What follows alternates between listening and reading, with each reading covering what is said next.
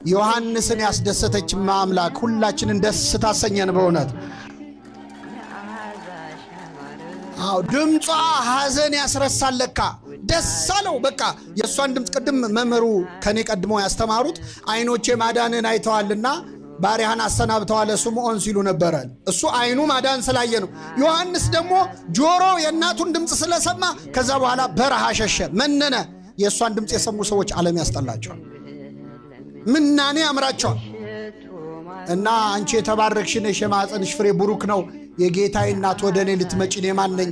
የሰላምታሽ ድምጽ በጆሮዬ በገባ ጊዜ ጽንሱ በማኅፀኔ በደስታ ዘለለ ብላ አመሰገነቻት።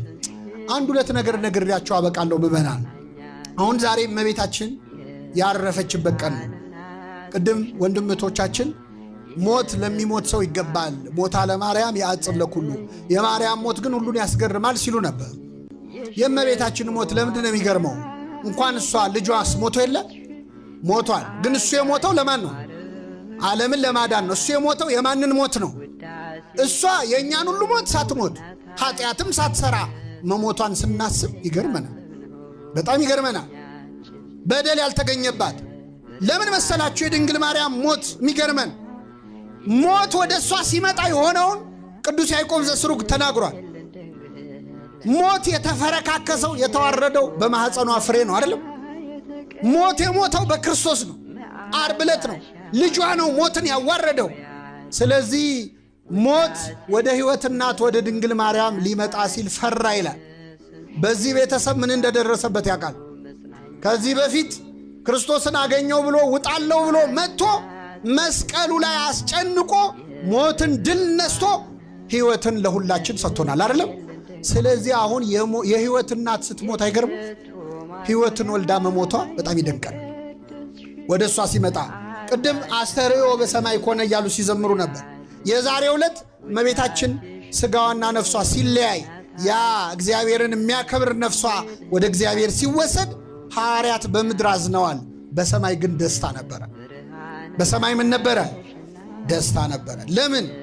እመቤታችን ነፍሷ ከሥጋዋ ተለይታ ነፍሷ ወደ ሰማይ ሄደችው እኮ ወደ ልጇ ሄደችው አይደለም? ወደ ማን ነው? ወደ ልጇ። እኛ የሚገርመን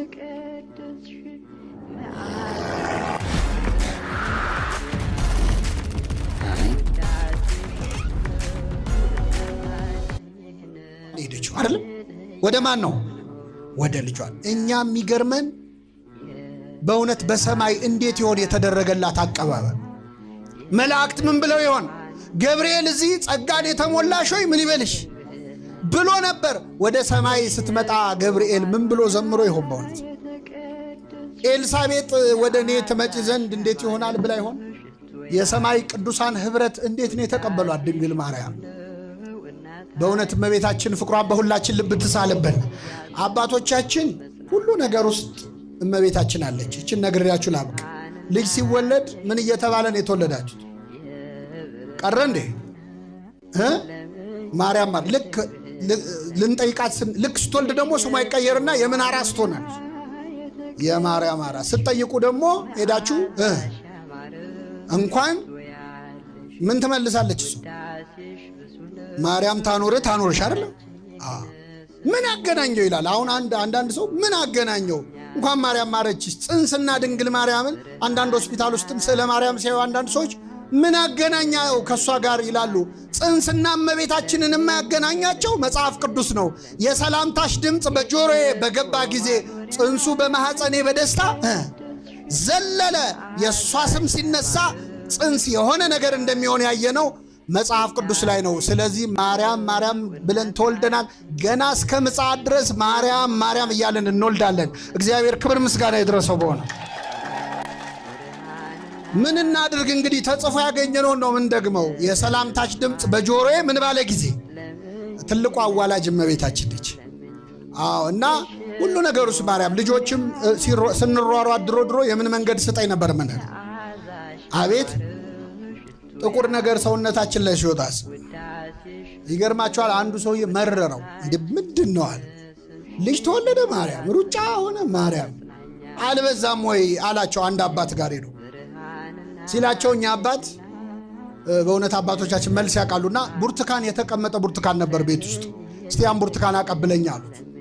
እሺ አለና ሰጣቸው። ላጡና ጥርግ አድርገው በሉ። አይኑ እያየ ልጁ ማለት እንደው አንድ አንጓውን እንኳን ይሰጡኛል ብሎ ሲጠብቅ የለም። ጥርግ አድርገው በሉና ልጣጩን እንካጣለው አሉት። እሺ ብሎ እየተበሳጨው ወረወረው። እኔም ምን አሉት፣ አሁን የበላሁት ብርቱካን ይጣፍጣል አይጣፍጥም አሉት። ደሙ ፈላ። እንዴ እኔ ይጣፍጥ አይጣፍጥ እኔ ምን አውቃለሁ አለ። ለምን አታውቅም አሉት። አልቀመስኩትም አለ። የድንግል ማርያምን ፍቅሯን ካልቀመስከው አታውቀውም አሉት። ምእመናን ጥቅሱ ሊጠፋን ይችላል። ብዙ እናቶች ድንግል ማርያም ታማልዳለች ወይ ይሄው ዮሐንስ ወንጌል ምዕራፍ 2 ላይ እኮ አማልዳለች ብለው ጥቅስ ማሳየት አይችሉም። በሷ ምልጃ የዳነ ቁስላቸውን ግን ገልጠው ማሳየት የሚችሉ ሰዎች አሉ የሉም? ለምልጃዋ ምስክሮቹ እኛ ነን። ከመጽሐፍ አይደለም ያገኘነው። እመቤታችን ለማማለዷ ቆመን መሄዳችን ምስክር የሆንን በጣም ብዙ ሰዎች አሉ። አባቶቻችን ያስተማሩን በተግባር ያዩትን ነው። አባ ጊዮርጊስ ዘጋስጫለውን ነግሬያችሁ ልውረድ። ከኔ ጋር ናችሁ?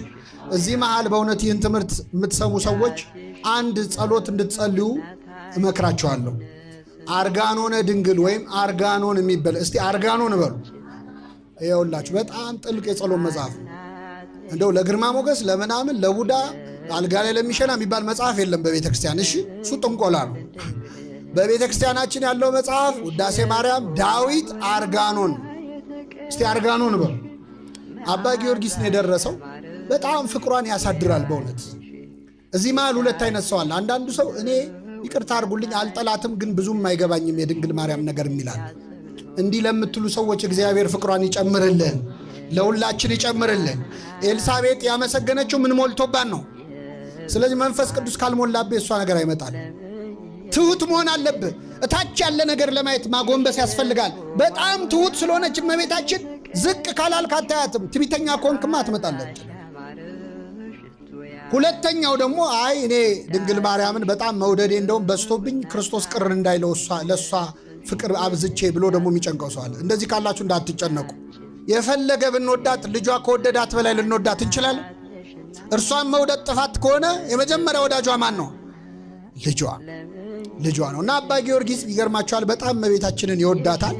አርጋኖነ ድንግልን የጻፈ ነው። እና በሕይወት ዘመኑ አጼ ዳዊት የተባለ ንጉሥ አሳስሮት ከ10 ዓመት በላይ እስር ቤት ውስጥ ማቀቅ እና በቃ ከዚህ በኋላ አልፈታም እዚሁ ነው የምሞተው ብሎ መቃብር ቆፍሮ ሊቀበር እዛ ሲጠብቅ የእግዚአብሔር ነገር ሆነና አባ ጊዮርጊስ ሳይሞት አጼ ዳዊት ሞተ ከፈረስ ላይ ወድቆ። ከዛ አንድ ሰው እየበረረ በፈረስ መጥቶ አባ ጊዮርጊስን አባታችን የምስራች አሉ። ምስር ብላ ምን ነው አሉ።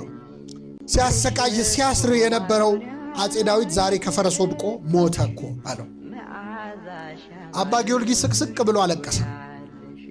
ከኔ ጋር ናችሁ ምዕመናን? እስቲ አሁን ሳትዋሹ ንገሩኝ። እንደው በጣም ሲያሰቃያችሁ የነበረ ሰው ዛሬ ሞተ ብላችሁ ምን ምትሉት? እሳ አትሉም? እኔ ልንገራችሁ። እኔ አትሉም እንደምትሉ ልንገራችሁ። ውይ ሞተ እንዴት ትላላችሁ? መጀመሪያ ላይ ማለት ነው። ከዛ እሱም አብዝቶት ነበር። ከዛ አፈሩን ገለባ ያርግለት እንጂ አይደለ ሙቶ ቃሻ ያድርገኝ እንጂ ብላችሁ ድጋሚ ትገሉታላችሁ። አባ ጊዮርጊስ ግን አለቀሰ። እንዴ ምን ነው ለምን ታለቅሳለህ? ሲያስርህ ሲያሰቃይ የነበረ ንጉሥ እኮ ነው አለ። ኧረ ከዚህ በኋላ 1000 ዓመት ሞቶ ኖሮ 1000 ዓመት ቢያስረኝ ይሻለኝ ነበር። እንዴ ለምን? እሱ እኮ በጣም ነው የሚጠላህ አለው። አዎ እኔን በጣም ነው የሚጠላኝ፣ ድንግል ማርያምን ግን ይወዳት ነበር አለ። አባቶቻችን እነሱን የሚጠላ ሰው ራሱ እሷን ከወደደ ይወዱት ነበር። የእመቤታችንን ፍቅር በሁላችን ያሳድርብን። የሰማነውን በልቦናችን ጽላት ይጻፈልን።